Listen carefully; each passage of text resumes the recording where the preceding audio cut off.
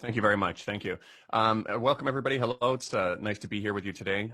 So in my talk here, I just wanted to talk about why the Xinjiang narratives matter so much to Western governments right now, particularly the U.S. And a spoiler alert, it's not because they really care about the Muslims, but I want to talk about why this campaign has been so successful, though.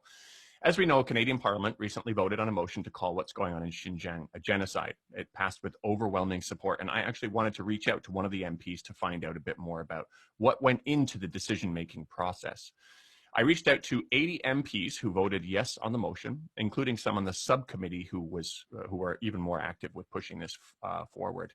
I explained that I have a channel with over 100,000 subscribers, but every single one of them either ignored or refused the request. There was one single Conservative MP from Parry Sound, Scott Atchison, who did agree. But as we approached the agreed upon date, a few hours before the interview, Scott's office abruptly canceled and said that they weren't interested in rescheduling. It, of course, at least to me, is quite apparent that they looked at my channel and found out that I might have a bit of a different take on the situation, and my show might include questions that are uncomfortable to answer.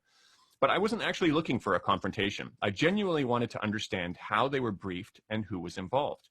I actually empathize with their desire to vote yes and don't really hold it against them personally. This is even despite the fact they are confident enough to use such a strong term to describe the situation in Xinjiang and prop up the idea of even boycotting the Beijing Olympics, yet seem to lack the confidence to engage with potentially difficult questions. One of the things I really wanted to figure out was if there was any concern that the US government is putting so much money behind this narrative, funding overseas Uyghur groups millions of dollars and dedicating a lot of airtime towards it, and what this kind of effort usually means. We have a precedent for fake propaganda created to serve America's geopolitical interests, whether it be the weapons of mass destruction or fake incubator baby stories, and a host of other fake human rights abuses or false flag operations. And they have very good reason to want to disrupt China and its relationships. China's economy is now set to overtake America sooner than expected. Resource-rich countries finally have a non-Western option for cooperative partnerships, China, and they're increasingly choosing that option, particularly in America's old stronghold of Latin America, countries who have suffered under the brutality of American government operations for a long time. Chinese telecommunication companies are offering new non-American options, which are of course being slandered as having back doors, according to the accusations of a country that has constantly wiretapped the phones of even allied countries. And there's an increasing risk that the renminbi will challenge the US dollar's global hegemony. We can see that with the potential of the digital renminbi and many other international settlements now being done in renminbi, effectively circumventing American sanctions, which are designed to strangle governments and kill its people.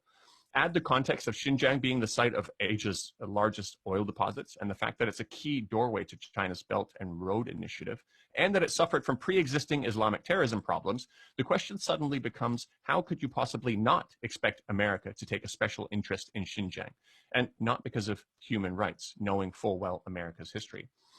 From what I've found about the initiative in Canada so far on my own, and with the help of a group called the Canada Files, there wasn't any meaningful pushback on the narrative or concern about being used for America's geopolitical interests. On the contrary, one of the main contributors was from the Uyghur Rights Advocacy Project, a Canadian NGO set up with funds from the NED, National Endowment for Democracy, or an organization who Max Blumenthal had pointed out that had its president say that what the CIA used to do covertly, they now do through the NED.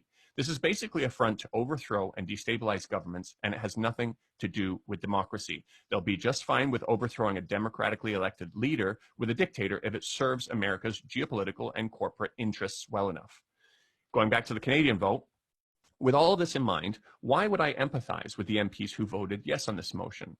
Aside from a very careful weaponization of compassion, the personal and professional consequences of voting yes on this genocide motion and later finding out it was just another giant propaganda campaign are far less than the consequences of voting no and finding out later a genocide was really going on. So in the absence of enough information, it's clear how they'd vote and the importance of having their voter base, who have been propagandized into a strong position on the topic, must see that their elected MP voted the correct way. I'm not going to get into the problematic nature of all of the evidence. I suspect Max might touch on that a little bit, but almost none of it stands up to even the most basic, logical, and critical questions, whether it be the ridiculous formulas used to make the multi-million estimates, or the testimonies like that of Tursene, a supposed concentration camp survivor who was propped up in a major way by CNN and BBC recently, and is someone who's on the third version of her story, wildly deviating from the first, and whose passport renewal date was oddly the only thing blurred out by the CNN report, because it turns out it's a giant hole in the story that nobody's talking about. It would be odd enough if China would grant a passport to someone they're trying to genocide, but it would be even more odd that her passport was renewed during the time she said she was under arrest. So the need to blur that out becomes quite apparent now. But this obvious deceit and hole-filled narrative that doesn't remotely resemble honest journalism doesn't matter, because people are also frightened out of asking questions. I want to give you a personal example of that. My father, who doesn't necessarily agree with all of my views, of course, and is naturally concerned for the Uyghurs, as I would be too in his position receiving the information that he is, and particularly because he's a professor of social work, specializing in anti-oppressive practices, and has even written a book on the topic used by universities. He actually does empathize with my point that anytime America says they want to liberate a people's suspicion, at least in regard to the true intentions, is probably a healthy thing to have. In an academic theology form he contributes towards, he asked the question whether we should be concerned about the intentions behind the narrative and if it really is in the best interests of the Uyghur population, or it's being used to satisfy some sort of a Western imperialistic agenda. His question was, how do we support the Uyghurs and how do we help them without being used as a tool? With this mild statement in mind, my father was labeled a genocide denier. Not even in a theology form, full of academics, was he allowed to ask a question or to even question the intentions, even as a person who is concerned about what might be happening in Xinjiang. Now, take that one step further. Imagine someone who actually is skeptical of the whole narrative and are seeing these massive red flags. There's no room for them in society to talk about it. Consent is being manufactured, scaring people into a specific narrative. Not only did we not learn about the risks of fake weapons of mass destruction-like stories being accepted by the masses, but we didn't learn from the problematic phrase used by George Bush during that time. You're either with us or you're against us. There's no room to question the narrative. You can't stand in the middle while trying to figure things out. Instead, now, we're expected to believe that a population in China that has been growing faster than the majority Han Chinese, in part because they weren't subject to the one-child policy, where they have 20,000 mosques built for them, where their script is written on all the national currency, something we don't even do for our indigenous populations in Canada, where the biggest star in China is a Uyghur woman who was recently signed on by LV as their brand ambassador, where Uyghur kids can get into top universities easier than Han Chinese and have specific halal foods prepared for them in the canteen and prayer areas on campus. We're expected to believe that this population is being eradicated. It's a ridiculous statement, whether it be in a literal sense or even a cultural sense. I think it's safe to say, from historical precedents, the fact that America recently pardoned a convicted soldier who shot a 14-year-old boy through the head in Iraq, along with a number of other unarmed civilians, which barely made a blip in the news. The fact that, and this person was recently pardoned and released from his life sentence. The fact that we're not looking at how to hold Australia accountable for events we have literal footage of, where the SAS soldiers jumping out of a helicopter shot an innocent farmer face down in his fields who was holding his prayer beads. And the fact that the US sanctioned not only the International Criminal Court members looking into US war crimes in Afghanistan, but also their family members. This isn't really about human rights and a care for overseas Muslims. Hypocritical Western nations and problematic narratives aside, I want to talk about the risks that come from brainlessly swallowing and regurgitating this propaganda. 62% of Canadians now support a more hardline approach towards China. Americans have also been convinced that they need to be more aggressive with China. Consent has been manufactured for American warships to travel closer and closer to China's shores and to begin promoting a $27 billion plan, which is in an idea phase, to install a chain of missiles just outside of China's 9-dash line. That's a pretty interesting one also, because one of the biggest producers of anti-China propaganda was ASPI, a think tank funded by weapons manufacturers like Lockheed Martin, Raytheon, Boeing, and more. They produce China threat stories, then they profit from China threat prevention.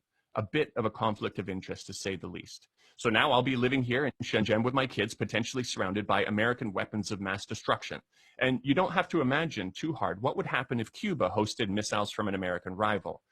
With this kind of massaging of public opinion, when this kind of massaging of public opinion and consent happens, followed by actions like this, it's time for all of us to worry.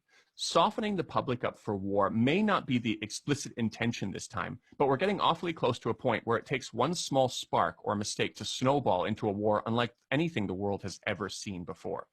And as for the Uyghurs, the specific measures being taken, such as sanctioning projects made in Xinjiang by saying it's made with slave labor without any actual evidence, well, ironically, it will take away the livelihood of those Uyghurs, and it's created an interesting situation where I now see foreign China watchers complaining that Uyghurs need to travel out of province in order to find work, which is a kind of cultural genocide, they say, without any sense of irony that the West is compounding this problem.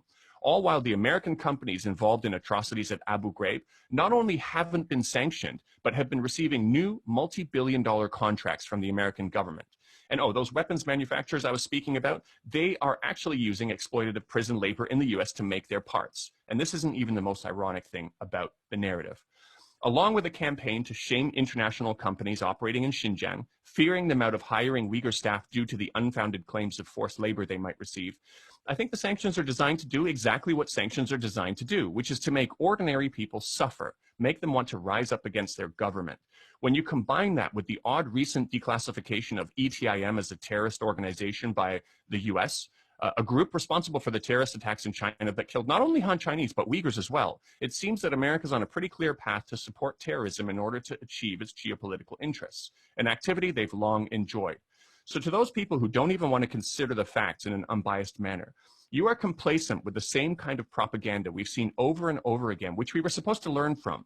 You are potentially complacent with one of the world's largest supporters of terrorism, the CIA, and you're also complacent with helping line the pockets of the military-industrial complex.